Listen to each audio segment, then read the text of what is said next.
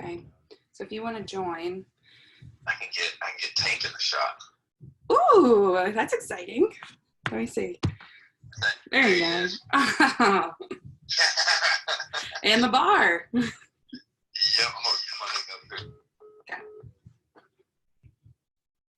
Oh, I muted you. Look at that. Unmute because you're not the host. Okay, perfect. Let me mess around. Now, with one fell swoop, Can't hear you. You can unmute everybody, right? Like with one fell swoop. Marcus, I can't hear you. Bop, bop, bop, bop, bop. Oh, my computer's muted. That was it. Are you there? If anybody else was in here, they could hear. What were you doing? I couldn't even hear you. Nothing impressive. All right. Okay, yeah, let me play around with this here.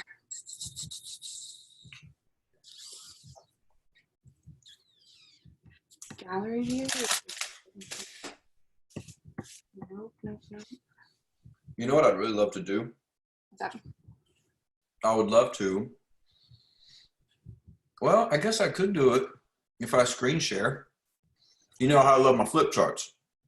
Mm-hmm. Love my flip charts. You. I would love to be able to do a flip chart on the computer with anybody that's training.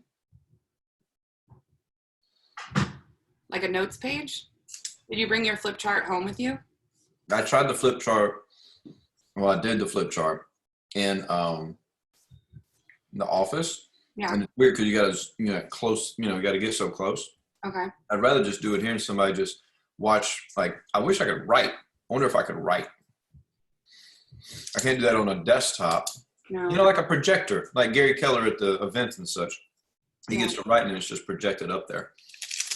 On If only we had a tech guy that could probably tell me the easiest way to do this. He would be your guy for this, for sure. Yeah. Be hopping onto this because his orientation isn't until 2 today. He moved it back, so I don't know what his schedule is like today, but Okay. I figured it out. I think I got a meeting with him a little bit later today. Is that a Preds jersey I spy? I think it is. Right. Nice. I think Rob put a post out recently, Rob Folia, about doing something special for our Zooms this week, and I think Thursday was Jersey Day, so I'm trying to follow directions. Oh, I missed out on that. I have a jersey. That's what Rob put out there earlier. Is that what we're doing? I didn't know that. I didn't know that either. I think Rob posted something about it on one of the many multiple Facebook options we have. I think I brought my He had brother. a schedule for the week, and I think Thursday was Jersey Day, so maybe I'll be the only one wearing a jersey, but that's okay. I love it anyway. There we go. I like it. Look at Sam. He's in a high-rise downtown corner office overlooking the river. My man, are you in a dungeon? Oh, hold on. I muted him. Sorry, hold on. Jersey too? There you go, Sam. Yeah, I was going to say, I'm not in a hostage situation. You don't need to send a team to come. No, it's not a jersey. I was thinking, I was like, oh, no, we need to send help. Yeah. No, this is the garage, and it's the place. My 3 kids don't like to keep our house quiet, so this is the best place for minimal distraction and noise. I love it, man. Yeah, I'm lucky. Usually, typically a quiet house. Watch, I'll be the one that Tank will go crazy in the background at some point and ruin the whole thing. However, typically, I got the windows open. Oh man, it's so amazing. nice. It is amazing. Very nice weather. Yeah, I've had the garage door open most of the day. Just some sunshine, a little breeze, so nice. Perfect. I love How it. you doing, Mr. Sam? I'm doing well. How are you? Doing well. Supporting those Preds. Trying to, yes, sir. I wish there was more to support, but Yeah, I wish there was anything to support. I know. Keller Williams. I mean, as far as hockey. There you go. I miss the NHL badly. I feel that. I had tickets to the Avalanche game on the 19th. I was bummed, but hey. Yeah, that's a shame. Rather safe than sorry, right? Well, that's true. Yeah, I'd be ready for pretty much any any sport to cheer for right now if I could. We were watching a marble race. It was on like ESPN Ocho or something. Rock skipping. It was marble racing. There was one called the dead dive where they had to jump off of the diving board. And I saw that. That was so horrible. It was awful. We watched that. And then there was this one where people had to climb up stairs after they poured soap down them. So that's the three. That sounds entertaining. Yeah. Sports are tough. So, I got one you can do at home. All right. Here's one you can do at home. Okay. If you have a pool table. No. Put all the balls out there on the pool table, right? Just not in any format or anything of that nature. And then put your Roomba on the pool table and let the Roomba knock the balls in. And depending on which team you're on, you win, right? Whoever gets theirs in first. There you go. Yeah. So there he is, the man. What's up, y'all? What's up, brother? How are you? Hanging in there. Good, man. Who you sporting? Hi, Mr. Alex. Come on now. Come on, Mal. Come on, Mal. Four in the home team. I like it, brother. I like it. Well, we got a heck of a group here right at 12:30, and we had an appointment at 12:30, so I'm going to dive in. Katie, do me this favor. Let's do a little mute action out of the gate on everybody. I'm going to give the parameters once again, so y'all don't have to do it at the beginning.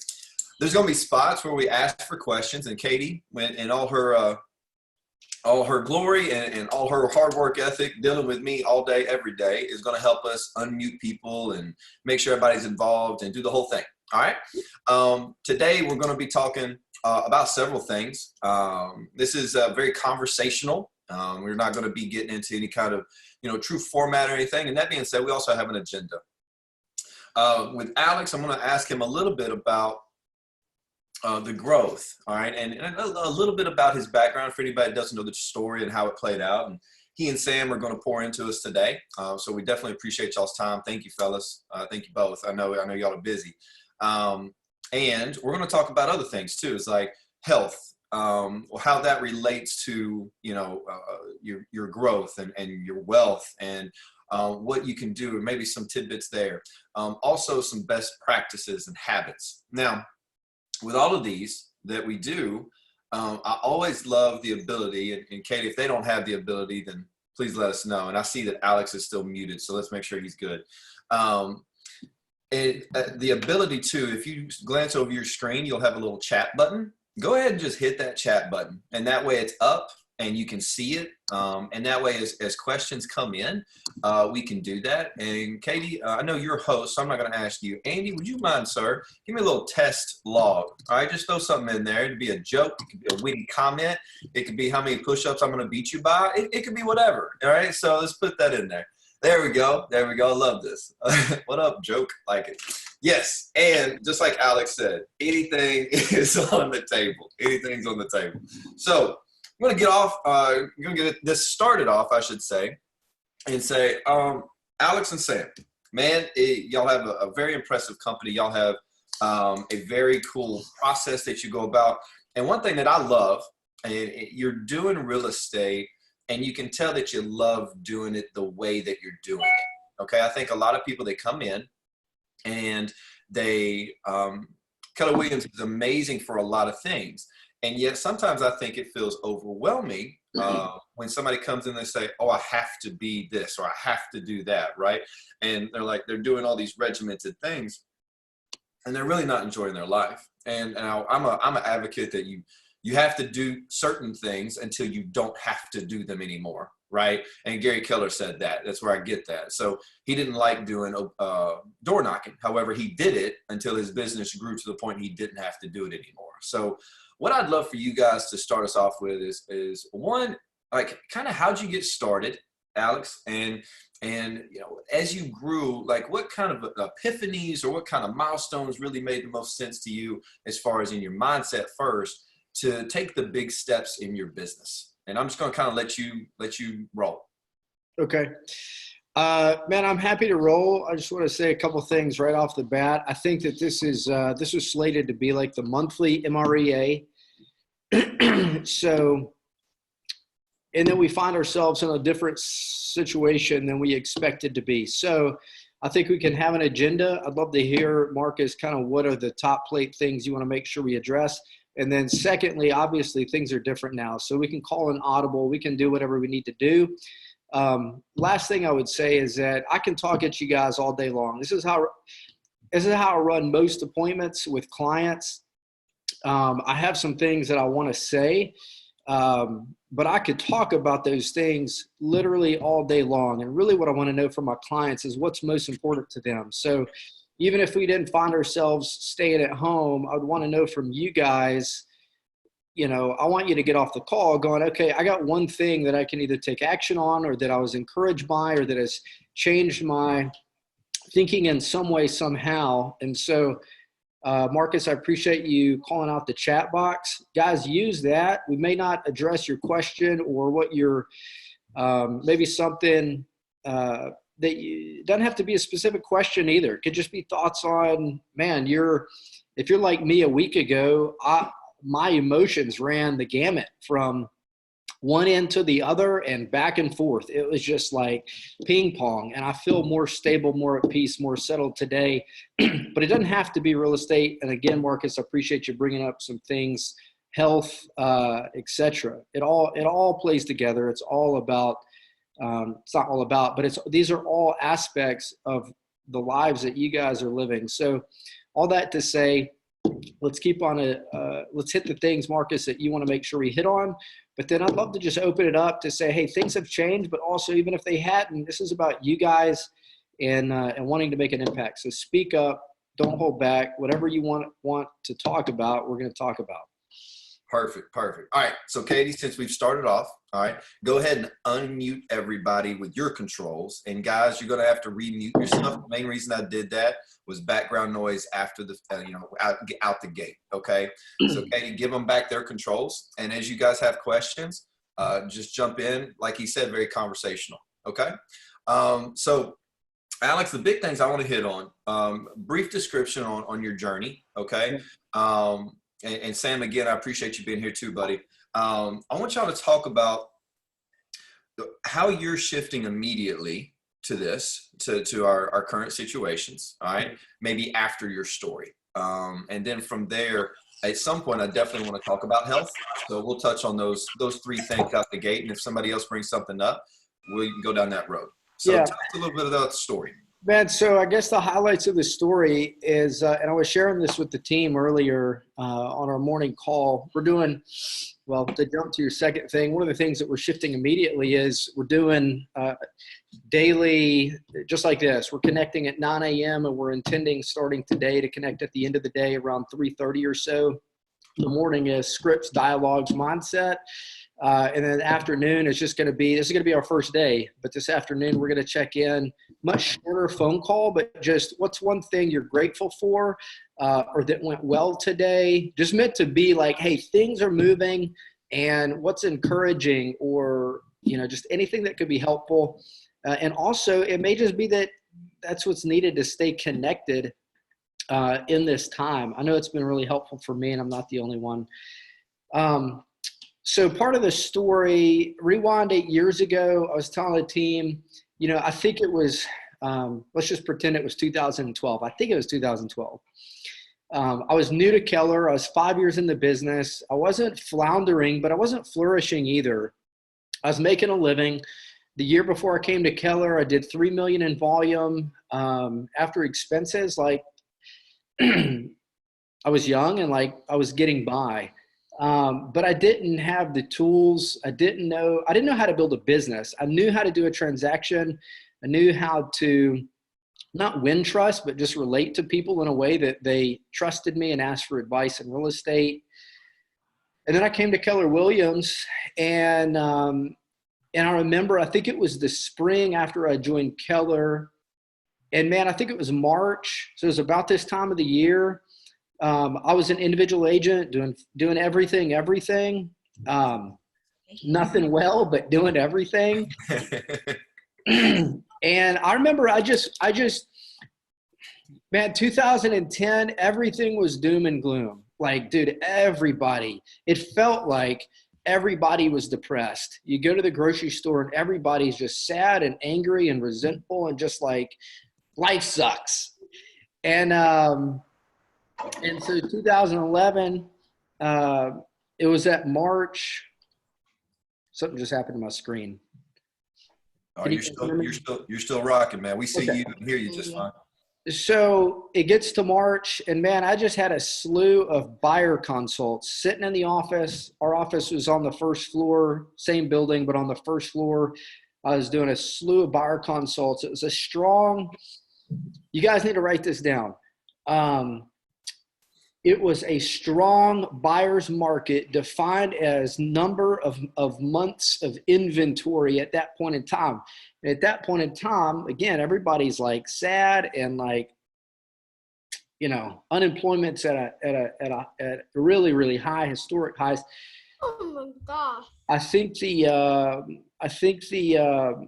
inventory, months of inventory was something like, let's just call it a year and a half. Marcus, what are you laughing at? No, somebody's kid just piped in. No, that's great. I just laughed. I heard something funny. It was great. During the stay-at-home order, you know, right. Backgrounds, it's part of it. It's part of it, man. That's not my kids, but if you hear them, don't be surprised. Yep. So it was defined as a buyer's market by the month's inventory. Months However, of inventory.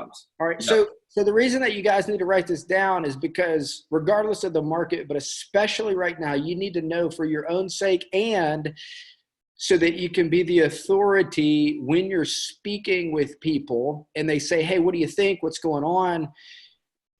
Remain fact-based. And the facts are 2011, it was like a year and a half of inventory.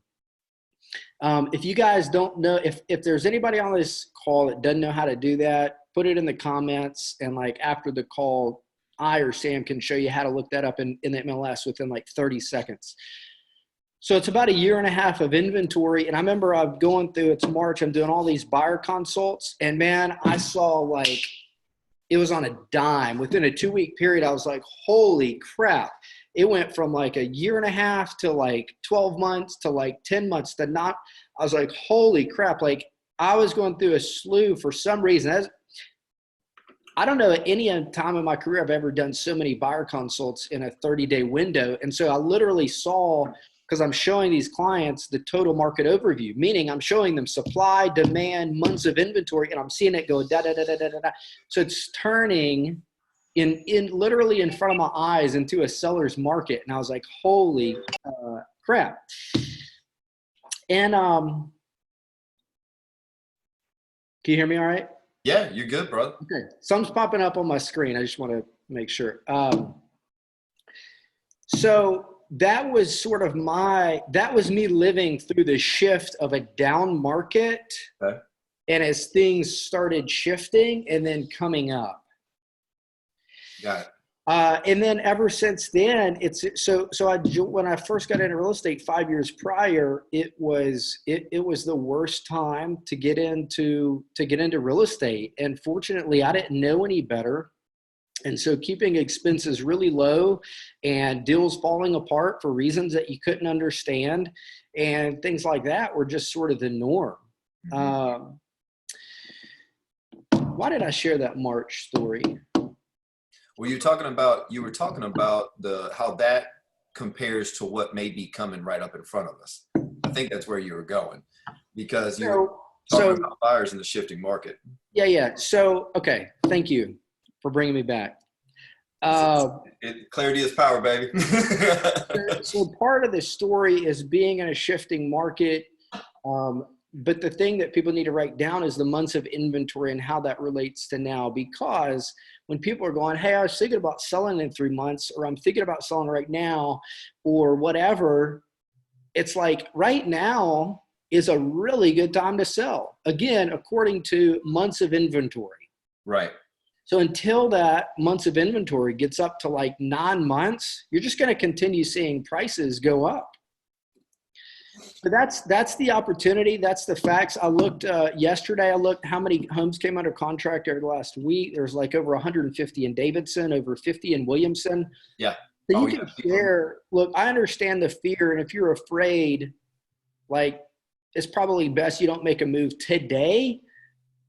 But once you kind of process those emotions, let me just share some things with you. And what we know is that 200 homes not have been listed, that would be different. Not that have closed, because that would be different.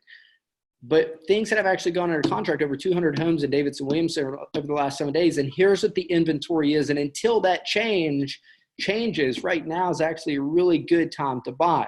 So to sell. So that's what I'm sharing with our team. And then if it's, 6 months from now, I'm just afraid and I'm going to put things on hold.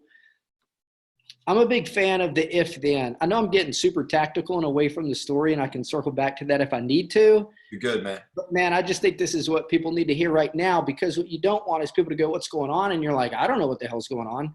Right. Like, that's not the conversation to have. Obviously you don't, and neither do I. And obviously we don't know what's going to be in the future, but what we do know is everything's cyclical. You can share the facts of the activity. You can share the facts of the months of inventory. And then I'm a big fan of the if-then situation. And so I just say, if you knew that 6 months from now it was going to be the same situation, would you want to move? They go, yeah, of course. Okay, well, perfect. Let's put a plan together and make that assumption. Until something changes, let's work that plan. And then 3 months from now, you check, not 3 months from now, you check back in. But if 3 months from now they're different, then you can handle that at that point. But what I want to keep people from doing is going, because here's what we all do. If you know anything about the brain and stories, without the facts and somebody that's authoritatively guiding them, the story in their mind is, the sky's dropping, I better not move. And that's not the truth, certainly not with everybody. There are people that right now shouldn't. Maybe their job is like next to be on the chopping block, and it still might be a good time for them to move before they lose their ability to get a loan. But the point is, talk about the facts, talk about the if-then, so that you can keep in those conversations and keep working a plan until something factually changes. And you can also have empathy, though. This is so important. It's not just, hey, you shouldn't be scared or you should take action today. I can understand why you would be afraid if they express that. And then you can ask, I would say, I'm a big fan of asking for permission. I can understand why you'd be afraid. Do you think now is an okay time for me to share some insights with you to give you a different perspective? Or do you think it makes sense for us to schedule a time to circle back maybe in a few days after you've had an opportunity to sort of sort through some of this on your own? Yeah, I love this. So essentially, you're saying, hey, I'm gonna take the role of fiduciary. I'm gonna take the role of advisor, right? Because we're not just salespeople. We are advisors with this investment that they're going to be making. So, so it's a big mindset thing, and then backing it up with facts, right? Now you're saying let's focus on the under contracts, because that's going to show the true activity, not something that was before, right? And not hopeful activity, aka listings. In this market right here, what are your thoughts about, and obviously we're always going to be focused on listings and getting more listings. However, what if somebody's not focused on listings right now? What do you think is coming? What's your mindset there? Buyers versus listings, and how the next 3 to 6 months might go, just based on facts and what you're looking at. Man, so historically we have been buyer heavy. I know our office is buyer heavy. We've been buyer heavy. Sam might be able to answer. I'd have to guess. I'd say we might be 25 to 30% listings, 65 to 70% buyers. That's really, that's buyer heavy. Yeah. Our listings are selling. And so, part of the lesson for us right now is going, man, regardless of the market, like, listings are where it's at. I think that's the lesson. I don't know what more you want me to say about that. Okay. No, that's fine. Sam, do you have any insight there? What do you think there, bud? We actually talked about this earlier today, me, Alex, and Brian. We are about 30% listing. So Alex was right on there. 70% buyers. And the activity on our listings right now is a lot more than the activity we have with our buyers. And that's with a lower inventory of seller clients for us.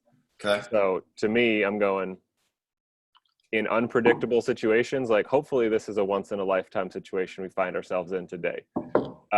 But it's an unpredictable situation, and anytime the situation's unpredictable, having listings gives you more power and more control. So the more we can get listings, the more in control we are of our own destiny. I like that. I like that a lot. And we got a question from Chris real quick. Have you seen a slowdown in a price point for your listings? Have y'all seen any slowdown there? Not yet. Yeah, same for me. I haven't seen anything. And if any of you guys have, y'all can definitely chime in. However, right now the listings are still flying. So Man, they are, and they're going to keep doing that because of the months of inventory. So until that months of it, what I'm seeing is this is in talking with other agents, seeing what's happening on the MLS and some of these, realtor Facebook pages and what we're doing. You're seeing buyers that are really serious going, man, there's this like uptick in listings. I'm going to go take care of business. So several of our listings in the last week have had multiple offers, gone under contract. And I think that's going to continue to happen for the next 2 to 4 weeks. Yep. Not sure what's going to happen after that, but. Well, I think one of the conversations, if somebody, let's say you go to a listing appointment or you have a prospect, right? And they say, you know what, I'm not sure I want to list right now because of everything that's going on. What's something that, these guys can maybe counter with? What was the question again? Yeah. You've got a listing, you got a seller, and they're concerned about listing right now. And they just say, you know what, until this smooths over, I'm going to chill. And yet, what could you say to them? And yeah, we could go through months of inventory, but what's another maybe script or something like that? So the first thing I would say is what's specific. First off, I would say what has changed in your situation and what specifically are you concerned about? All right. And then if they say something like, well, let me just ask the audience here. Yeah. What would you guys expect a seller to say that you need language for? Or maybe you already know it, but you want to help others out. What would you expect a seller to come back to say, here's my concern?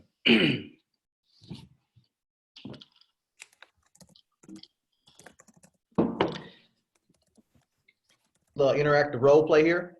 Yeah. So go with it again. So I'm what, the seller or the client or the agent? You're the seller. Yeah. Okay. And so what's your question to me? So you are hesitant on listing your house right now. And, okay.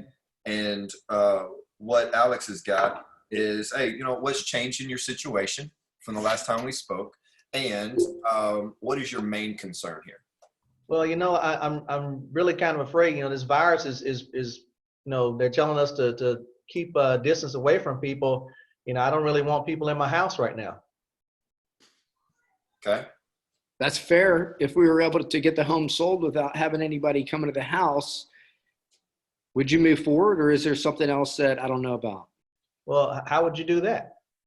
Well, we can talk about it. We've got solutions. I just want to make sure I don't start, trying to go to work for you until I really understand what's important to you and addressing all the concerns. If you're like a lot of people, there's a lot of emotions going on. So I think we might have a solution for that.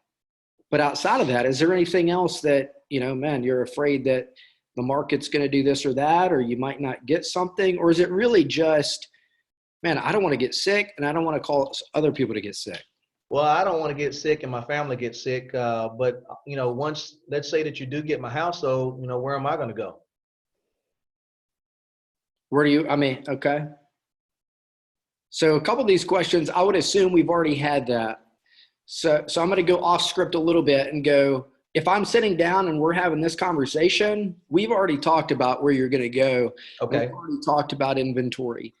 So what I hear coming, so I'm going to go kind of back on script. So what I hear, Alan, is that, what we had looked at is you wanted to be in this area and this price range.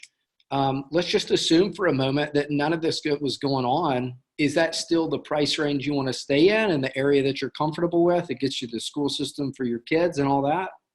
Yeah. So if that's still the case, what I hear you saying is that your biggest concern is you don't want people coming in your home and you don't want to put yourself in a position where you're going to other homes and getting sick. Is that fair to say? That's right. Okay, perfect. Well, why don't I make a couple of recommendations for what we're doing for some other clients, and you can let me know how you feel about it. Okay. I'll be open to that. Perfect. So looking at the listing side, one of the things that we're doing is we're doing a virtual tour. And I'm not going to say anything that I'm not personally willing to go do. That was off script. Well, actually, let me interrupt for just a second here because I want to make sure these guys heard how you set this up. Okay, a lot of people when they're coming out the gate, or maybe they're excited, or maybe they don't have the business pipeline, right? The minute he said, "Oh, could you do that?" A lot of people would immediately, as far as selling the house without actually having people come through, a lot of people would immediately go into it and be like, "Yeah, I can do this, I can do this, I can do this." You took it one step though, and you said, well, hey, before I go into that, is that the only thing that's going to keep you back? Is that the only thing that will, are you moving forward if I can make that happen? And I think that's important because a lot of us just immediately go as opposed to, okay, let me make sure I'm making the most use of my time and I get buy-in from the client. So keep going, brother. I just want to really point that out in case somebody missed it. Yeah, I think if we were sitting in a sales class and somebody had to name what that is, they would say isolate the objection. Yeah. And man, that's the case. That's not a like a salesy thing. That's like I do that with my kids. I do that with my own decision making. I do that with my wife. I'm not trying to get them to do something they don't want. I'm trying to go, hey, if I'm going to go work my tail off, I want to make sure it counts. And also 13 years in the business, there's been so many times that I didn't do that. And I went and solved 3 problems and spent a bunch of time and energy on it. I didn't know there was 5 others. You do that enough and you get really good at isolating what do we need to do here? Right. So what I'm isolating is, and by the way, I don't know that I can solve all his problems. My first goal though is to identify what is the problem. Right. And then I'm going to isolate what the problems are. And what I hear from, my good friend Alan is that his one and only concern is the health of himself and his family, and it's valid and fair. And so now I'm going to use my everything I can to solve that problem based on the resources that I have. And if it can get him to a level of comfort, then we're going to be rolling. What I'm okay with, though, is that I'm not tied to the outcome. If ultimately he says, nope, I can't do it, I'm going to say fair, respect it. Let's keep in touch. But until I hear that absolutely no, not now, I'm putting everything into solving the problem. So here's how our team today is solving these problems. Number one on the listing side is, and by the way, this is case by case, right? So Alan just said, and we're kind of role playing. So let's just go the extreme. He's going, I don't want anybody in my home. And let's just pretend he said, and I don't want to go into any other home. Now, what we're hearing is that there's degrees, right? Some people are going, hey, I don't mind people coming through my home. Maybe we don't do overlapping showings. Maybe we provide things that they can put on and that sort of thing. But if Alan said, hey, I don't want anybody coming through my home, what I would ask is I might let him know, hey, I haven't shown any symptoms or anyone in my family. And by the way, he gave me permission to make these recommendations. So my recommendation is let's do this. Here's my process. I've got gloves. I've got face masks. I've got booties. I'm going to use Lysol. I'm going to touch minimal. I'm going to clean up after myself. And I'm doing all those things before I'd like to step into your home while you go sit in the car or wherever you feel most safe. And I'm going to do a video tour. And the 2 things that I'm really capturing, in addition to the photos that we've already had done, because if we're talking about listing soon, we've probably already done photos, is I want to capture a couple things. I want to capture everything in the neighborhood, like basically what's around it. I want context. That's what people can't see in photos typically. So I want a 360-degree context. And then I'm going to go room by room. And I might go through room by room, like, I'm just going to be really, really thorough.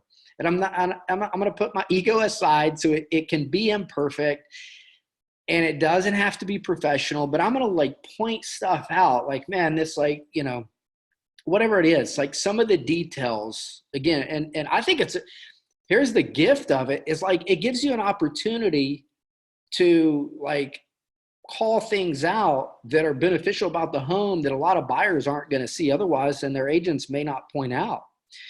So again, I'm going through the home, I'm doing a video tour, and what I'm going to do is basically I'm going to probably open it up. I'm not going to go, the showings aren't going to go to showing center anymore. They're going to come, this is what we're doing. They're coming to me directly.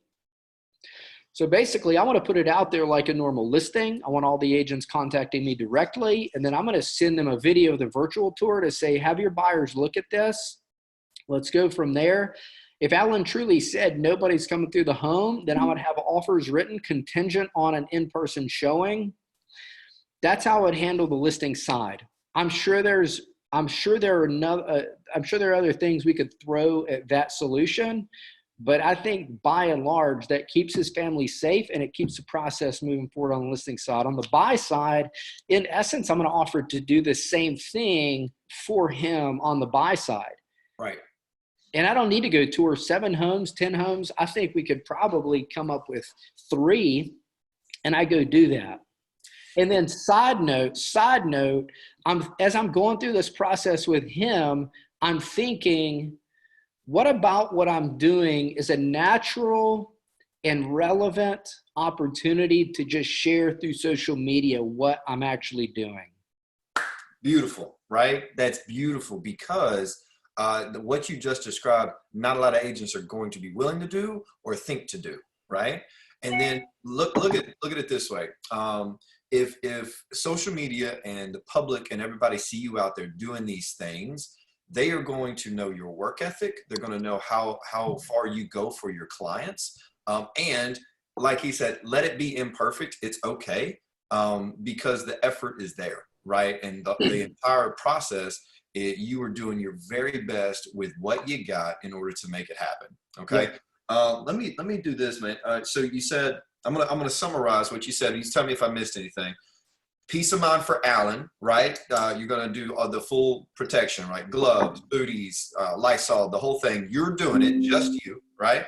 And you can say that if the photographer hasn't happened, then they can come at the same time you do, right? And y'all are both. Or I'll take photos. Yeah. Okay. There you go. Make sure you got the new iPhone, right? Don't give me no iPhone 2 photos. I don't want that in my life. All right. Right. And then you got the video tour with photos. Yeah. In addition to the regular deal, right? Neighborhood, 360 context, like you said, right? Yeah.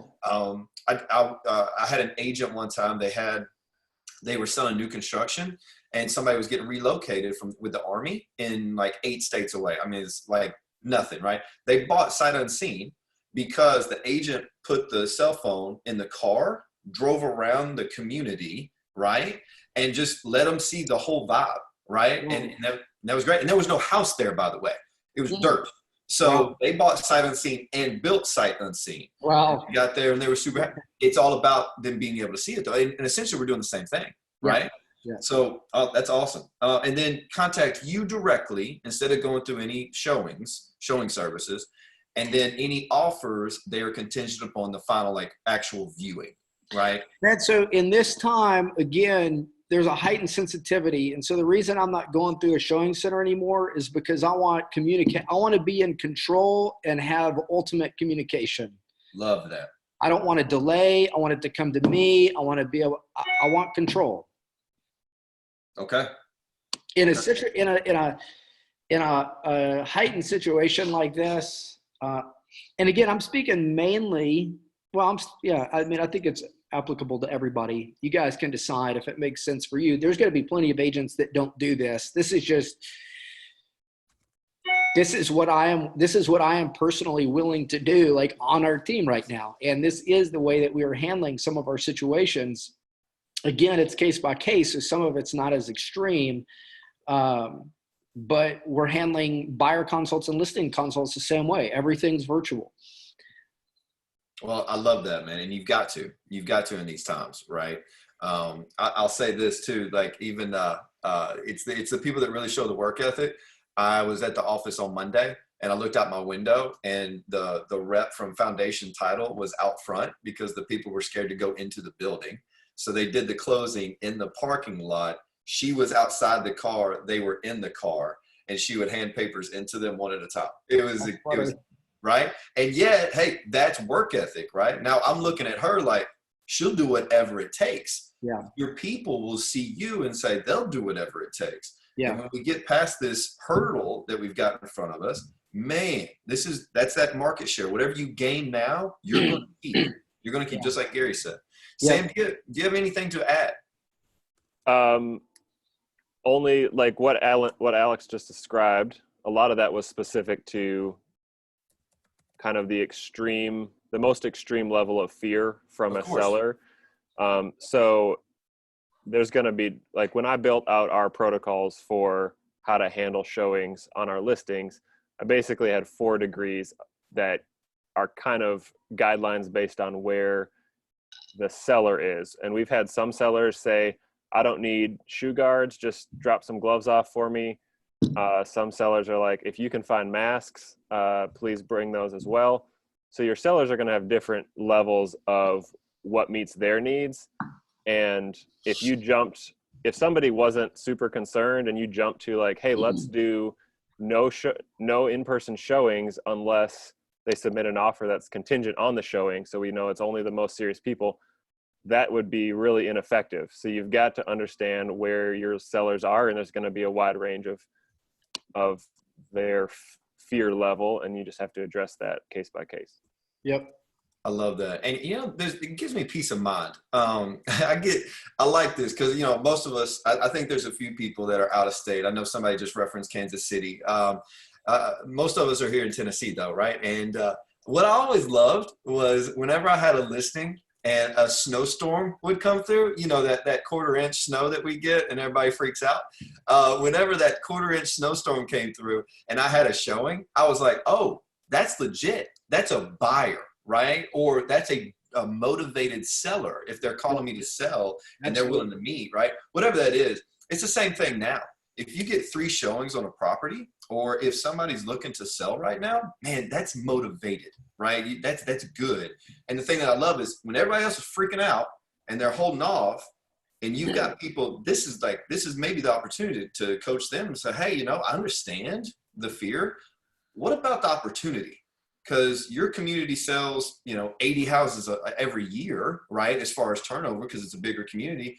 Well, all that competition is waiting. Why don't we take advantage and be the only one on the block instead of when they come to Carrollton or whatever subdivision you want to talk about, instead of seeing 5 houses, they got 1. What about pricing then? How do you think negotiations will go then? And that's maybe an opportunity too. That's awesome. Any feedback from anybody? Then I'm going to call out somebody that just joined us, and I'm super excited they're here. I have no idea they were going to speak, and yet getting their insight would be amazing. So, what have you heard so far? What do you like so far? We'll take a little bit break right here and get some feedback or questions. I do have a question from Eva that I'll get to in just a second.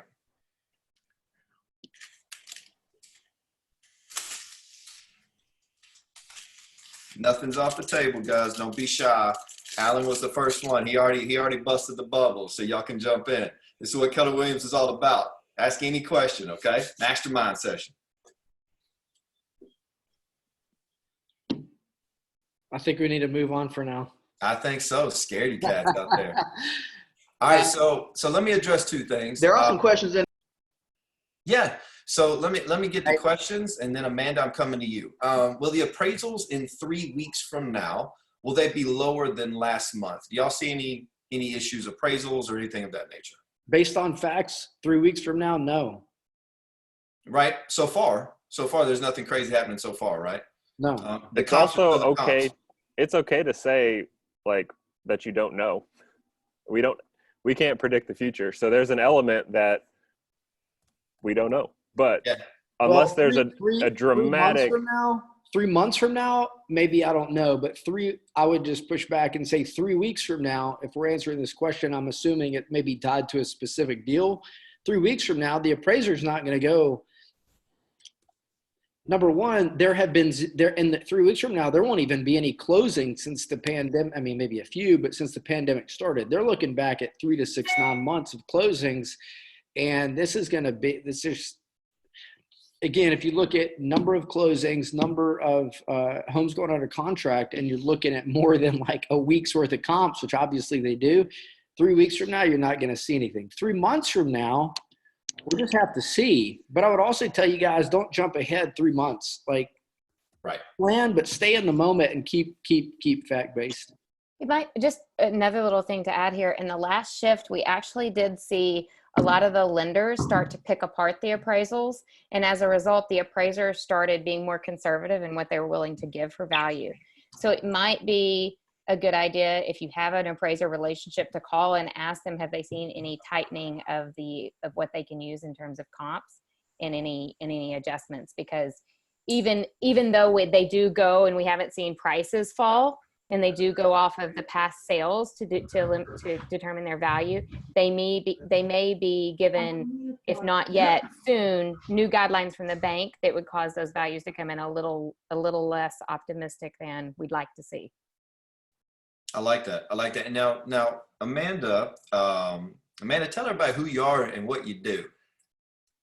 So I live in Portland, Oregon, and I am a leadership coach for MAPS. I've been in real estate my whole adult life, and probably haven't sold a home in about 12 years. It's been a minute.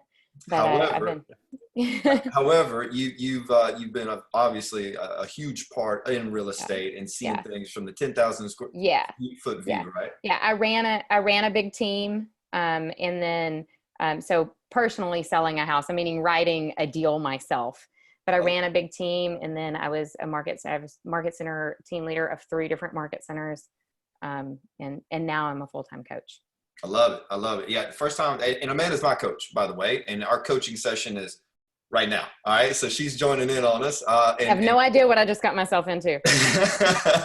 And she's pouring in. So the great thing is you get to see several different markets, right? And we're sitting here talking about Nashville and what we've got in front of us, which is amazing. And in regards to appraisals, we have this company, and I forget the name. It's some kind of mortgage company tied to us that, they'll do the appraisal up front. And if the deal falls through, then they take care of the cost.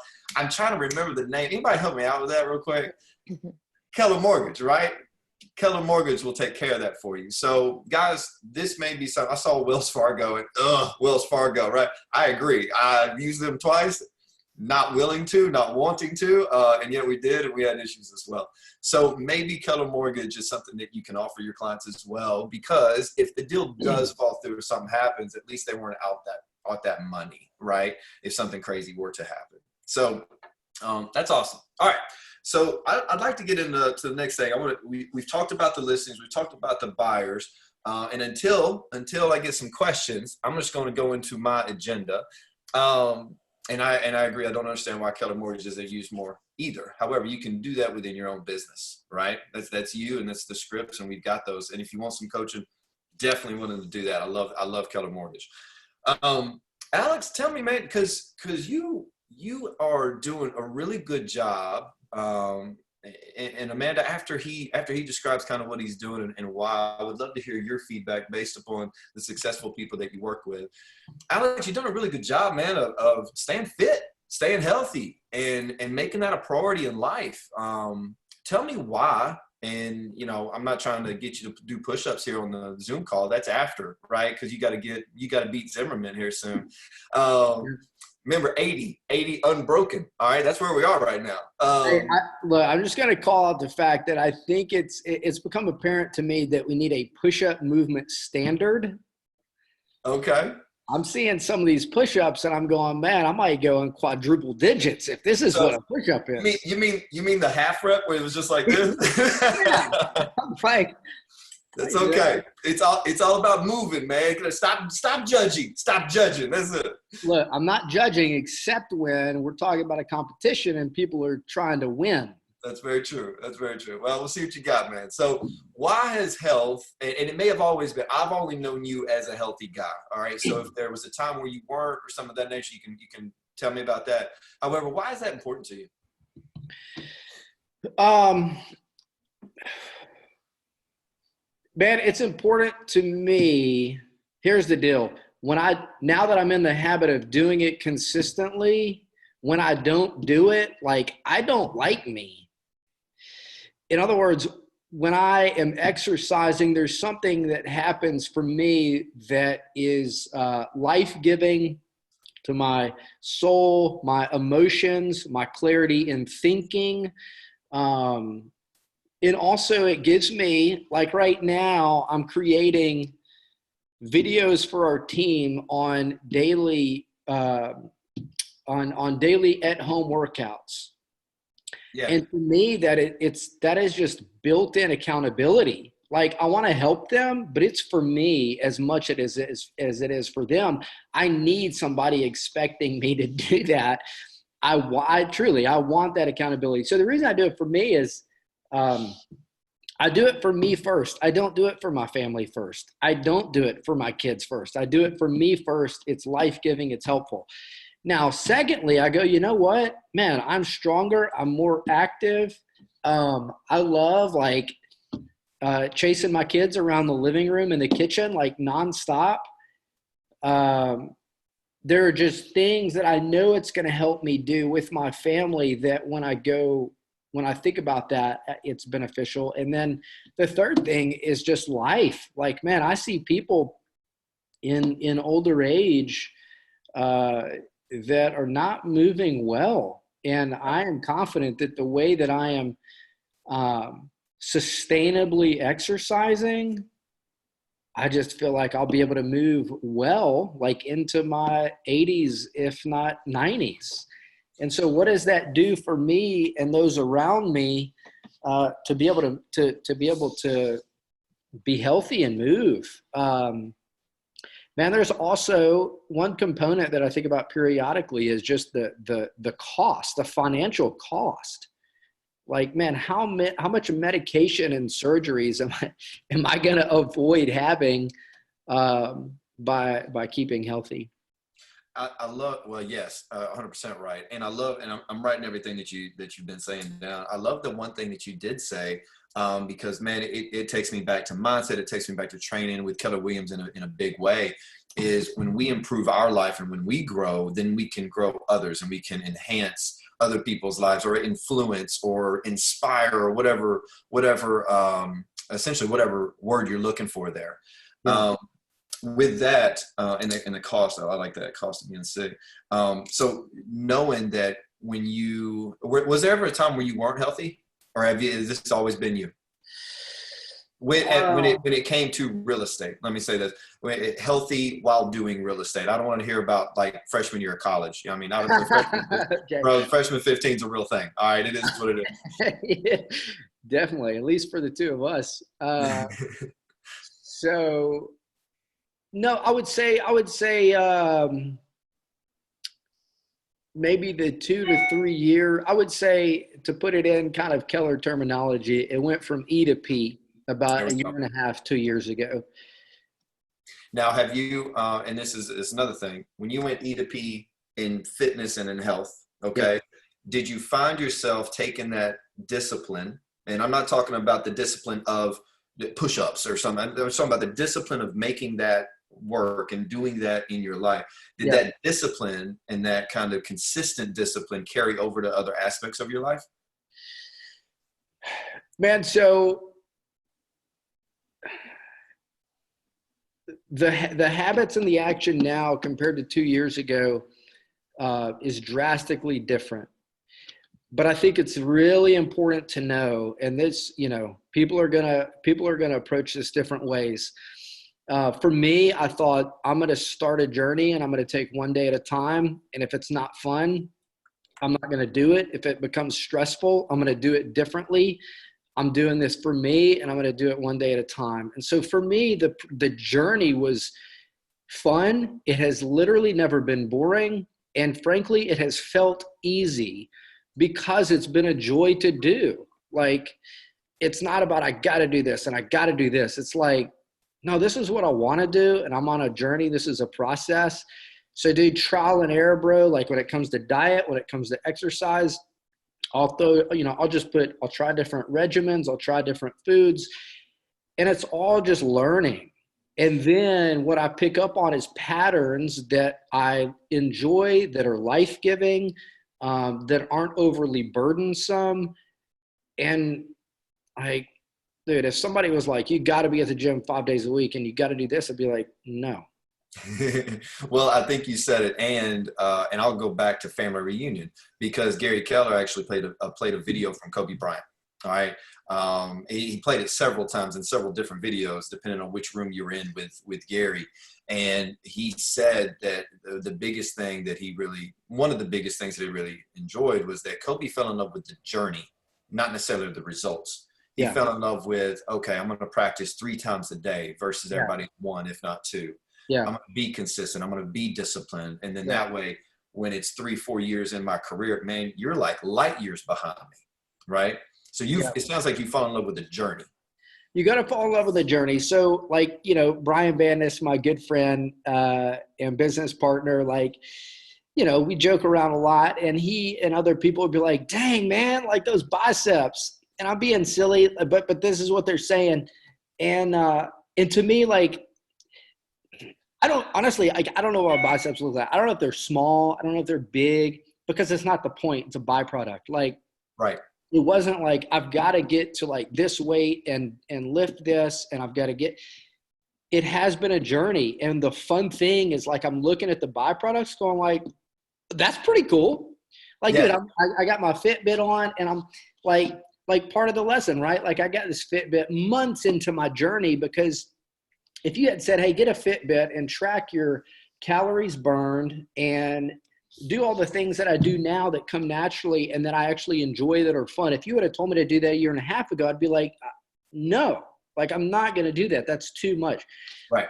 And so the things like lowering my beats per minute, like I can literally see my body and my heart getting healthier, which literally scientifically translates, by the grace of God, to a longer life. There we go. Well, and here's the other thing too. I like to correlate everything back to real estate, right? So you have fallen in love with the journey of fitness, and you're seeing the byproducts of it by simply focusing on the journey, focusing on daily activities. I'm going to take this one day at a time. I'm not going to worry about what I'm going to be doing 3, 4, 6 months from now, right? Right. If our agents fall in love with the journey of their career and the journey of the practices of real estate. Do you see what I did there, people? And y'all are all like, why are we talking about fitness? And I'm like, boom, real estate. Guys, it's all about the mindset and the practices. And that's why I wanted to go health-wise, because I knew his journey. We've talked about it already. And so I love that you're sharing it the way that you're sharing it, Alex. Thank you so much. Now, before we lose Amanda, because I only get 8 more minutes with her, I'm gonna ask. It's a great questions from my buddy Paul Teller out in Kansas City. I think it's Kansas City. He's close to Kansas City. If he's not, I'm gonna call it Kansas City. Yeah. Paul, from Mount Juliet. Based on everything I know, he's real estate. He had great team. I mean, he had a phenomenal team in in 2014, I think it was. He got this guy out of Fox Ridge Homes that was just a player. I mean, this guy came out the gate and name was Marcus something. I forget what he called his last. I forget his last name. Anyway, and then Paul went on to be a bull coach, and then there he is. Paul went on to be. He was a joke, gangster player. He didn't know anything. I mean, he lame duck. That's it. So now Paul is a team leader out in Kansas City, and he's killing it. So he's got some great questions over here. Would love to know quickly, and actually, Amanda, I'm going to go to you for this, and then I'm going to let Alex answer, because just in case you can't stay with us a little bit longer. Okay. What expenses are you seeing a lot of teams and agents cut, right? How can we save some money right now? What does lead generation look like today? What are you saying on the phone? What are people asking? Those type of things. We had a little bit of this session yesterday. However, I would love some insight from across the nation and give me the wins, right? Give me the real players that are still making moves and such. Yeah. So I've been getting a lot of questions about scripting agent faced or consumer faced scripting. So I actually, and I'll make sure that you know where it's at, Marcus, so you can share it. So I went yesterday and spent probably about 45 minutes trying to pull together what all the MAPS coaches, the MAPS agent coaches were using, like making sure that I had Gary's script transcribed, making sure that I was pulling off of Pivot. So I have a Google Drive folder with all of those in one place now, which I will share with you and you can share with everyone else if you'd like. That way, you know, scripting is a matter of, I think the big thing about scripting right now is making sure that we are coming with our heart in the right place from contribution out of curiosity. People are emotionally all over the place. Got to remember that we are high D's and I's. Like, we are not risk averse. We just, bottom line, we want to keep moving. We want to keep driving toward our goals. We're social butterflies. Like, we prefer to be out with people as agents and as leaders. However, the general population is 75% high S. 75% of our population leads with S. Right. What does that tell you? They're like steady, cautious. They want to protect their status quo. They want to like be comfortable. And when we're not in a moment of pressure, those people like can move forward with their goals, but they are quick in a moment of crisis to get really scared. Some of them are putting their head in the sand. Some of them they're exhibiting fear in different ways, right? And so I kind of have a general rule in my life of like no response until I can get to a place of compassion for their perspective, right? Because otherwise I just end up in a polarizing argument that could alienate part of my database or break rapport in the relationship, and I lose all ability to influence them to go where they want to go. And I'm a big believer in Zig Ziglar. You help enough people in their life get what they want, you have everything you want, right?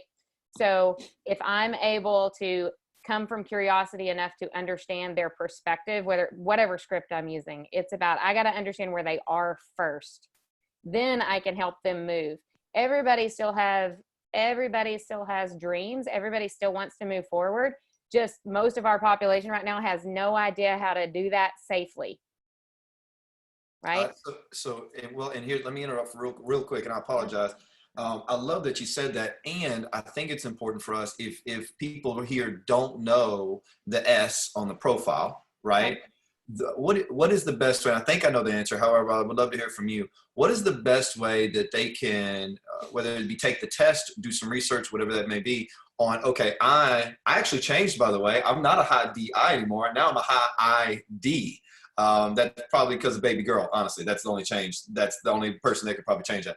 However, how do I communicate with an S, right? Because we could have their profile, and that's good to know. What are the best practices on how I can talk to that person? Yeah. How would somebody go about finding that? So there's tons of resources. DISC, I mean, there's Tony Robbins does a free DISC assessment. If you just Google DISC, you're going to be like overwhelmed. But I would say for this group, I'm assuming we're mostly D's on here. We have some D's on here. Yes? Not a couple, probably a couple. Yeah, I got a couple. All right. So for a high D, the fastest way to do this is Google it and find you a good graph that shows you like what the different profiles, keywords, key fears are, and just study it a little bit. But like for a high S, their biggest question is why. They will move when they have a big enough why. Why do I need to do that? Why is the way I'm thinking about this not serving me? So if you can answer that as a leader, they will follow you. Right now, our market is hungry for people to step up and be calm, respectful leaders, meaning meet them where they are, mirror and match where they are, and then help them move forward. In spring market, lots of people want to move, right? That's like the biggest, hottest time in real estate is the spring. Those people are still out there. So when you show up and stop, think about what's your message and how are you going to be delivering that message right now? I know I'm not specifically answering your question, but this is probably, I think, that the most valuable thing that I could impress upon you guys today is that there's a lot of people out there right now, a lot of agents out there on Facebook saying, what's the next thing I should binge watch on Facebook? They are completely missing the opportunity to step up and lead somebody to what they want. Nothing wrong with what you're binge watching on Facebook, but what's the message that you're sending out when you're doing that? Are you being relatable, meaning everybody should be sitting on the couch right now? Is that who you are as a leader? Saying, it's okay, we'll just get through this later. Let's just sit on the couch and binge watch Netflix for the next however long, right? Or are you being an expert in the market? Are you helping people understand why real estate is still essential for some people? Why should they be moving forward? Why should they be calling you and discussing their real estate goals? You know, like some people have to move and some people want to move. Either way, we don't have to make them wrong about that. Just invite them into a private conversation about it. And if you show up neutral in your energy, not flippant, you know, I saw we had one of the leaders, their board got onto them because they were having their agents at the closing table saying basically business as usual, come on down, we're still selling houses, we can help you, you know, you can close, handing over the keys, like making like physical contact with somebody else.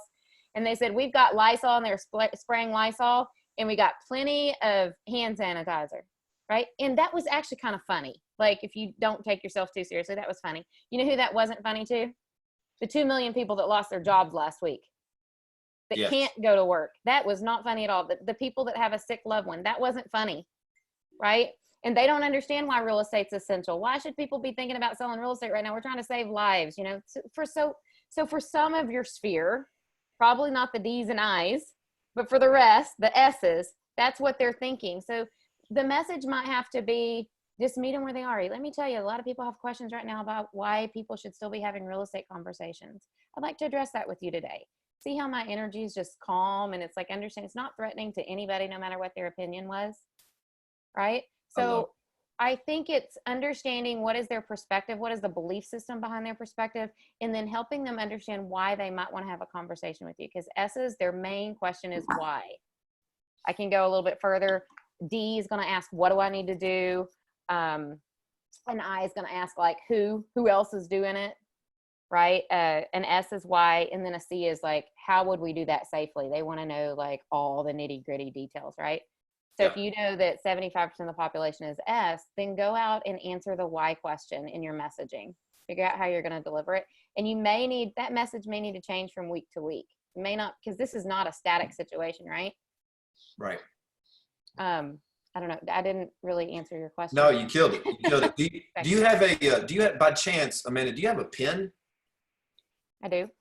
All right. I need you to hold it just like this for me. Okay. All right, and put your other hand like directly below it out of the picture, please. All right, and then just drop it. Mic drop on them, Amanda. Thank you so much. I appreciate it. I got to run, guys, but if I can help in any other way, let me know. Amanda Light at KW. Super easy to get me, okay? Thanks, Amanda. Thank you, Amanda. You're welcome. Bye-bye. Oh, by the way, just for giggles, Google, when you get off this call, Chinese for crisis. And I want you to look at the symbol and then kind of process what that means in light of what I just said.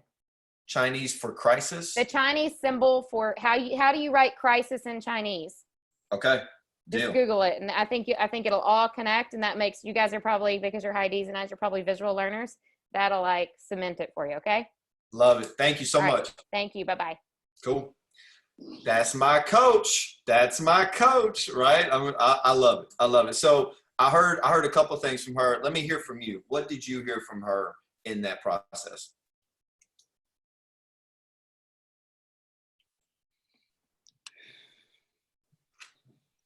How you participate in here is how you participate everywhere. Let's go. Well, I think just know your audience, know who you're talking to. Take the time to think about before you call somebody, you know, especially if they're a Met and you know them. Hey, come from contribution first, be a good listener, put those skills to use. And before we jump into, you know, even how can we help, but just like, hey, what are you going through? What are you feeling like? How can we find something you can identify and empathize with them, you know, and being authentic and just give yourself some grace. I think that the conversation may not lead to an immediate opportunity, right? But at least it's maybe you're reaching out where someone else isn't and listening when someone else isn't. And that could go a long way. So I love that. I love that for sure. I really like how she said, you know, think about the messages you're putting out there. I got a lot of people talking about Tiger King right now. And I don't know what Tiger King is. I haven't watched it. I think that's the name of the show on Netflix. I'm not a Tiger King fan yet. I haven't watched it, but you got to think about, she mentioned the people that have lost their jobs, and this could be a time that we become a resource for them. You know, Amazon or whoever, you know, is still hiring right now. I don't know, you know, how many companies are still hiring, but Becky was on the phone with the young lady that interview for an EA position for me today. And, it went well. So, that's somebody that reached out to me because she knew that her business was going to, start going down now that all this has happened. So hopefully, now I got to pick up the pace so I can help feed her family too, which of course will in turn help me. Selfishly, that's what I've always needed. Tabby's on here. She's been trying to get me to have a EA since day one. And so now finally, I believe we made progress to get there. So think about who all you can help. And then, also I've been putting videos out there about our tornado victims because we still have a lot of need here in Nashville. Yeah. And we still have some supplies here in our office. So I've had a couple people reach out to me for additional assistance and things like that too. I love it. Anybody else? Hey, Marcus, one of the things that Amanda said that it's great for every one person that we've got and it doesn't matter if it's Nashville, Kansas City, that's aggressive about an investment in real estate. You've got the other person who is, I can't believe you're out there. So what Amanda did really well and helped us understand or helped me understand was to enter into those conversations with no judgment and 100%. I think I saw, contribution, curiosity, and to really refrain from being either we're excluded or exclusive or awesome, we can do anything we want as realtors, to I'm going to stay in my basement and not do anything. So Amanda helped me, I think, really know how to articulate that. So that stuck out to me. I love that. Yeah, and I've got that written down. She says neutral on stance. That's how she put it, right? So neutral in that beginning stage. I also love the idea of thinking like this, because each and every one of us are leaders in our own world, right? Whether you've got 10 people that you're leading or 10 million, doesn't matter. You're a leader. And what's your Facebook wall say about your leadership? I kind of like that because that's how we interact in today's society, right? So that's really good. Okay. All right. Very cool. Alex. I will pose to you the same question, sir, that you and the team. Let me go back. I love that it's up here. What expenses have been cut? What's lead generation look like? You touched on it a little bit. And I appreciate how y'all check in at the beginning and do script practice. And then, what are you saying? First, to go to expenses, Sam and I went through an unpleasant exercise months ago, which is basically a disaster plan. I guess it was mid last year we implemented Profit First for our business, and out of that we did a disaster plan. And so we went through phases of, if we have 1 month of no profitability, what are we predetermining today while we're making hay and things are fantastic? If this objective things happens, what's the natural consequence? And we just went through a 1 month, 2 month, 3 months of no profitability. So if that happens, here's what we're going to do. So that was a good base. I encourage people to do that. My wife and I, in essence, have that plan as well on our budget. That basically says when income goes down, here are the priorities. So then over the past week, Sam and I have been in conversations. We've been reviewing. I know Sam has, I have reviewed, and Sam has gone in depth and looking at our P&L over the last several months to go, what could we cut? I'm looking at this in a couple of phases. I made the decision. I was on spring break last week. I made the calls that I needed to make, but outside of that, I did not feel a need to panic and jump back in. So I had a wonderful vacation with my family, and we rode around bikes a lot on the beach. It was fantastic. But I knew when I got back in town, it would be different.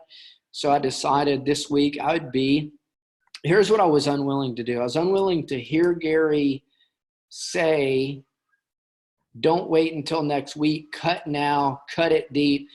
What I wasn't willing is to hear that and go, and he must know all the ins and outs of our business and reserves and plans, and therefore I've got to cut fast and I've got to cut to the bone today. That may be the case, and I'm open to that, but I need to make that decision for myself. And so I decided to take this week to gather as much insight as I could, listening to webinars, talking to other team leaders that have similar businesses to say, what are they doing? And where we've landed really is two things. I would call it, I don't know if it's two phases, but sort of two approaches. And the first approach is, what are we going to cut immediately that doesn't affect people? And there's a whole host of things. I mean, it's amazing what we spend money on when things are good, man. It's like, y'all want some Chinese? Let's go to the restaurant. Whatever. And so we're just looking at a lot of that stuff, and that stuff is immediately cutting.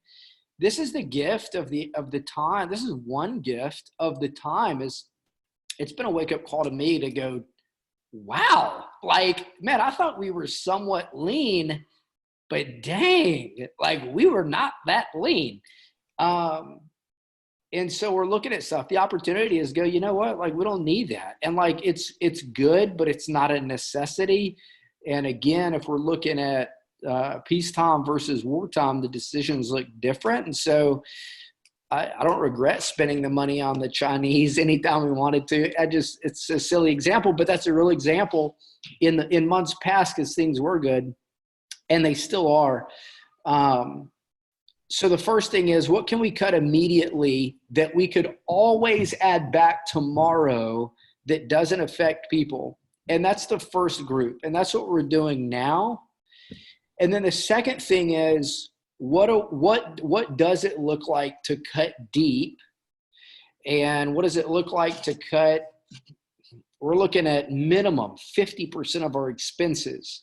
What does it look like to do that if we make the decision to do that next week? And I'm not going to do that until I have. So here, let's circle back to the clients. If I cut deep and cut fast, I feel like I'm the client that everybody's trying to figure out how to talk to that's making an emotional decision. Yeah. I'm willing to make that decision. I'm willing to cut deep, but I'm not going to do it until I have facts that back it up. Now, that doesn't mean I wait 6 months until we're broke. Right. But for me personally, our business, I have great business partners and our team's fantastic, and we run a profitable business. We've been very prudent to save reserves for days like this that allows us to buy some time to go, hey, before we start cutting things that are going to impact people in a real way, we don't need to do that today. And it may be that we need to do it next week. And if we need to, we will, and it'll be hard, but we don't need to yet. And so we have a couple categories, and I hope you guys picked up on that, or hope I was clear about that. The one is, what's the fluff we can cut now that we can add back tomorrow with virtually no consequence, and it doesn't affect anybody? We can do that. We've got several $1,000s. I think Sam can tell you more specifically. And then what does it look like to go from where we are to virtually cutting 50 to 65% of our expenses? And kind of what would that do for the daily basis and daily routine of your agents, right, and your team? Like, hey, and when you've got a team, it's kind of getting, you've got to have that conversation with them once you're about to make that decision, right? And say, okay, get ready. Absolutely. Absolutely. And so, man, I would also, I heard somebody say yesterday, this is like a second or third hearing of this. So I don't know if Gary actually said this or not. We'll assume he did. I like it. And he says really good things. And what I heard Gary, what I heard somebody say Gary said was, in a crisis, the leader goes to the front of the room and casts the vision, and then goes to the back of the room and gets a job. In other words, you got to say, hey, this is where we're going. On the flip side of this, man, this is where we want to be. And in the meantime, like, if I need to go clean toilets or show homes or do listings or do, like, everything's on the table. Like, you know, and we're not at that point yet. And we're willing to do whatever is necessary. And we're planning for, if that happens, we will, but we don't need to yet. I love that. And it said then it goes to the back of the room and gets a job, right? Yep. Is that what you said? All right, cool. I just shared that with everybody. I love that. And when I ask you about getting everybody on the same page and taking on that role, taking on a job that you haven't done in a little while or that you just know has to get done and taking it yourself, that's a shift in your lifestyle. It's a shift in your mindset, a shift in the daily routine. And I asked you about your team and getting them on the same page. However, wouldn't it actually go to every single person on here? I feel like I'm looking at a really cool, much better looking Brady Bunch screen right now, like much better looking, obviously. However, doesn't their team encompass their significant other, their parents, their kids, their siblings, like everybody, right? Because we don't know how people live, right? So if I'm always the guy that's like, hey fam, my treat, let's go Chinese, right? Like you just said, I think it's casting the vision of, hey, there is a shifting market. I'm gonna put this pride aside and let you guys know, my team, my crew know, I'm about to get hungry right now. And I'm gonna take different approaches to make sure my business continues to flourish, as opposed to sitting back and wanting to look successful doing the same things and yet needing to do other activities. Yeah. Okay, cool. Alex likes it. Sam, when y'all first did like the first tier, and he said, cut things that don't affect people, AKA the fluff, right? Mm-hmm. How much money did you find? Immediately, like without even having to think about it, $450, which may not sound like a lot, but I'm like, all right, over 12 months, that's like $5,000. Exactly. Which does sound like a lot. Yeah. Just as a visual for you guys, you can just go to your bank account, download a spreadsheet, and start crossing things off with. I used green circles for like, there's really no option to cut this right now. Red is like, yeah, we could get rid of that and not have a huge fallout. And then so the yellow was like, I'm not sure, maybe. For example, business cards. Do you really need business cards? Could you just ask the other person for their information? Right. You definitely could. So if it's a real crisis, like business cards are on the table. But maybe it makes sense to keep, maybe it doesn't. So if you look at this, like there's a lot more red than there is green, as far as if we had to cut deep, we can get rid of a ton of stuff. And a lot of that is discretionary. Like Alex said, going out to Chinese with the team meals, etc. And the other thing I'll mention about the expenses I found, I tried to make a list here while we're on the call of the expenses that I cut, like the different things, and I can't remember several of the items that we cut, which to me proves the fact that we didn't need them. Because within 2 days, like I don't even remember the items that we were paying money for. And it literally has affected you in no way, right? Except positively on the bank. Yes, and a couple of those things, like we were paying for some job board programs. Like I can go add those tomorrow if I need them. Like if we realize, hey, that's really impacting us, then we can add them back tomorrow. So there's really, the risk is almost zero, probably is zero, and the reward is potentially really high on that. And y'all are specifically talking about, and Sam, if you don't mind, hold that paper up one more time for me, because I'm going to see if I can screenshot it and get that bank account number right quick. Yeah, for sure. I'm just looking. I'm just trying, guys. Just trying. So, would you say? I mean, y'all are talking about team expenses and everything. Would you suggest that we go back ourselves and look at our own personal finances and cut? It's time. I'm like, if we're cutting at work, we can cut at home, right? I mean, Josh Anderson said. In the last shift and on the video that he did on the national call with Jeannie Osnes when we first started doing the KW Connect stuff, he said, let's be honest, there's a lot of people out there. You got Prime Video, Hulu, Netflix, cable, and he started naming all that. Do you need all that? Like, if times are tough, do you need all of that? He goes, don't get rid of your Wi-Fi. You got work to do. Other than that, though, pick one thing, right? Pick just one piece of entertainment and go with it. And yeah, we're talking $6-10 a month. And yet, that's that phase 2 for you guys, wouldn't it be? That cutting the 50 to 65%. We can do that on our own personal. So, Alex, what do you think? Ben, I do want to add a couple of thoughts. That number one,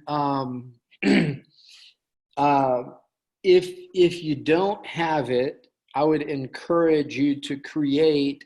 I don't know if I want to screen share it, but like our family budget has about 25 items in it that are prioritized. And so it starts with food, shelter, clothing, and then it goes to basically a second tier of priorities for living. And then there's a third tier. And then there are things like, vacations and, various things there. And so we're Dave Ramsey, ELP.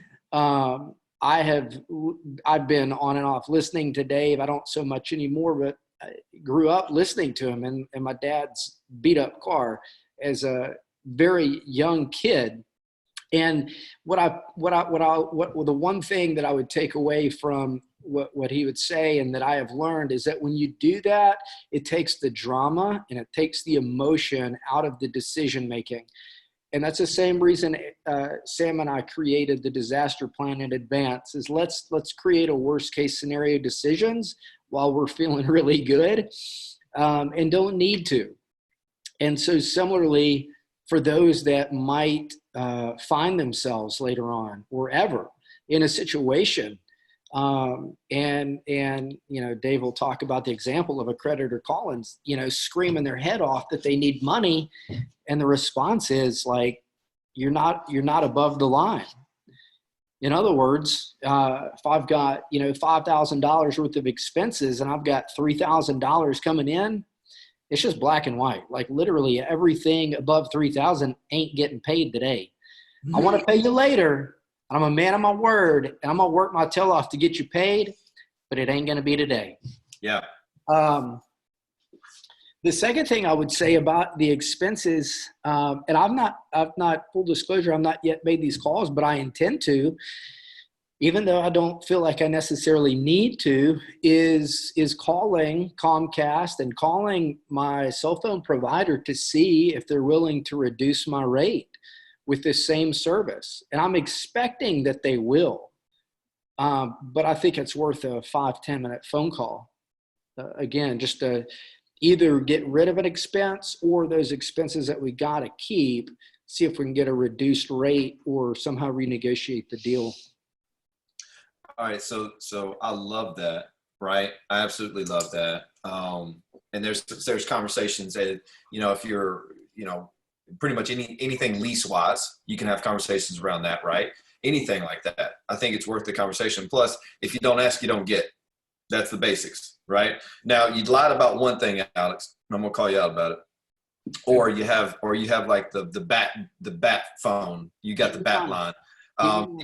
If you can legit look me in the eye via Zoom and tell me that you can have a 5-minute call with Comcast to figure things out, you're Trump. Like, you're Donald Trump in Nashville. Like, I ain't never been able to do that. That's an hour.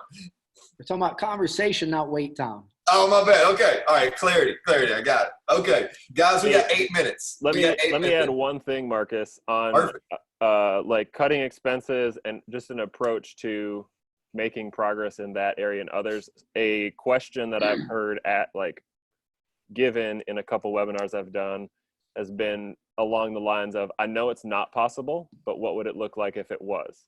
Oh, I like that. So for us, like expenses, if we're trying to cut our expenses 50%, saying, hey, I know it's not possible to cut it 50%, but if it was possible, what would it look like? And that helps me get over some limiting beliefs about the things we can and cannot cut. Because it gives me the freedom to be creative without committing to actually doing the thing. And then I may look up and say, hey, this is actually way more realistic than I would have thought on the front end. So giving yourself permission to be creative and see what are the things that, if it were possible, what would it look like to do X? And that's not just with expenses. That's with, hey, it's not really possible to get 2 listing appointments every week in this climate. Well, okay, it's not possible, but what would it look like? What would it take to do if it was possible? And then give yourself that permission to kind of dream in that way. That's awesome, man. I love that. Same thing with the family, right? Like, it's not possible to sell my kids, but if I could, how much could I get? Okay. All right. I got 3. Depends on what they look like. They're my kids, so they ain't attractive. This just turned into an auction right now, online auction. Maybe they got big biceps though. We don't know. We heard about those earlier. So yeah. All right, guys. Now we are at 6 minutes, so it's time to ask any questions or provide feedback, ahas, anything that you've got. You can type, or you can give us some love on Zoom, whichever you prefer. And guys, this could be for Sam or for Alex. What have you all either doubled down on as far as capital or cash flow, or what have you started that is new in a climate like this? Either you guys are in a unique situation, kind of like double shift with the tornado and with this virus. So what are you doubling down on, and what have you invested in that's new? I think I'm muted. No, I'm not. I'll speak to that briefly, and then Sam can jump in as well. Rewind a little bit, maybe a year and a half ago, and one of the things we doubled down on was Sphere. So the DPD2 is nothing new for us. We've been doubling down on and plan to continue to. Sam and I talked about this yesterday. We're not going to let up on client events and anything related to loving on our Sphere. We're going to double down on that. And have been, and will continue to do so. And then the things that have been new, basically Sam and I talked about what are the things that we started, let's say in the last 3 months, that don't have a track record of producing results that we can pause and circle back to later. So like we have an area that we were three weeks into mailing to a new geographic area. And because we don't have any transactions, if we do, they're very low. We don't have any listings for sure, but we don't have a track record of success in that geographic area. So we're going to put that on pause and circle back to that later on. That would be one example of a new expense. We were, again, 3 weeks into an 8x8, and we're just going to cut that 3 weeks as a loss and circle back when we need to. Sam, what do you want to add to that? I don't think I need to add anything. That's good. So you're essentially the things that are going to build a moat around your database. You're gonna stick with that stuff, and anything new venture wise, that's going to be put on hold. For sure. Love it. Okay. Any new technology that either you are using at a different level, or that you found that's helping make communication more effective and efficient? Matt, so Any new technology? Yeah, I do want to say, so for probably, Sam could probably tell you for how long, but let's just call it 9 months. We have been spending on Boomtown and Boomtown leads. One of the things that we are, and we have, I don't even know that we've broken even with expenses. Like it doesn't have enough of a track record where it goes, where I would make the decision that we've got to keep it. And so we are probably going to let that go. And actually that would be the one exception, that we are replacing it with something that is new, but given the fact that the Boomtown doesn't have the track record, we're comfortable with it. And that is substituting Boomtown with command leads. So about 10 days ago, we started generating Facebook leads through command and have done that consistently. We're getting about 12 leads a day. And that doesn't have a track record, but I'm committed to doing that because we're just substituting. The cost is so much lower. That's a part of where we want to get to. And it's replacing something that doesn't have an impressive enough track record to keep. Are you, Alex, are you seeing just initial blink that the Facebook leads through the command and the accelerator are hovering around that $1, $2 per lead? Is it enough data? I think ours are about call it 250, give or take a quarter. And Sam might be able to get more specific. Yeah, there's a range, because when we're testing out different things. So some of them are starting higher and then tweaking down to, we've gotten some that are down in the $2 range, and then constantly tweaking. The goal is to get them under $1 each lead. And on that, I'll also say that there was a time in our team business where we were extremely online lead heavy and weren't giving a lot of attention to Sphere. And in this current situation, me and Alex have had the conversation of, man, if we had not made a transition to being really Sphere, having a huge Sphere emphasis, we would be in a much, much, much worse situation as a business if we were like, 75, 80% dependent on online. So we are doing the Facebook leads, but a prerequisite to doing that is that we've got a really strong rhythm and system for touching our Sphere with DTD2 and 36 touch things. I know we're at time. If you can, and the Facebook leads are new for everybody. So are you listings that you're promoting? Is it buyer seminars, investor seminars? What are some of the ads that you all are seeing some good returns on? We've got some that are just like, so buyer leads are usually going to be cheaper and easier to get for those of you that don't know in most situations. So we've got some that are like, if you're thinking of moving in 2020, check out a list of homes that are priced to sell. We've developed some things around unique to the COVID situation with how to buy and sell safely during this kind of unique time. Oh, that's a great idea. Because we always want to be touching on people's pain, because that's going to be what resonates with people. So that's a more of an experimental one. We're trying out a lot of different things to see where can we get the best results, both in quality and cost. And there's kind of a balance of quality and cost there.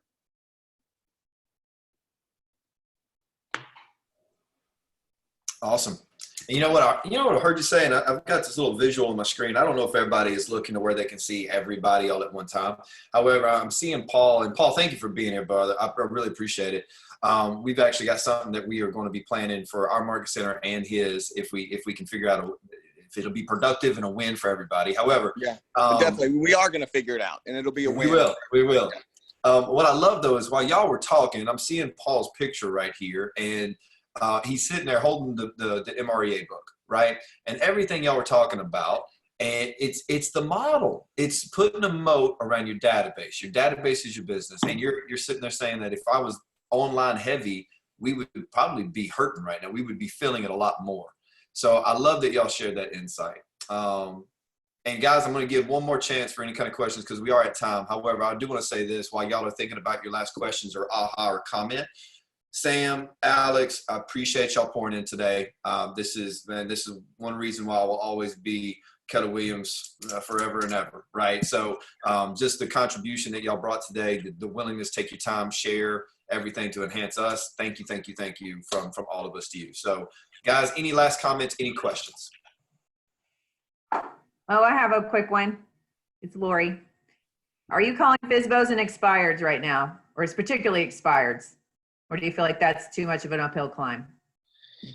If we were to do that, it would be a new activity for us. So we're not today, to answer your question. If we were calling them before, I would continue to do so. Okay. Thanks. Yep. Awesome. Well, guys, thank y'all so much for being here. I trust you got something out of this, and we will see you next time. Thanks Mark. Guys. See you guys. Hey guys. See y'all.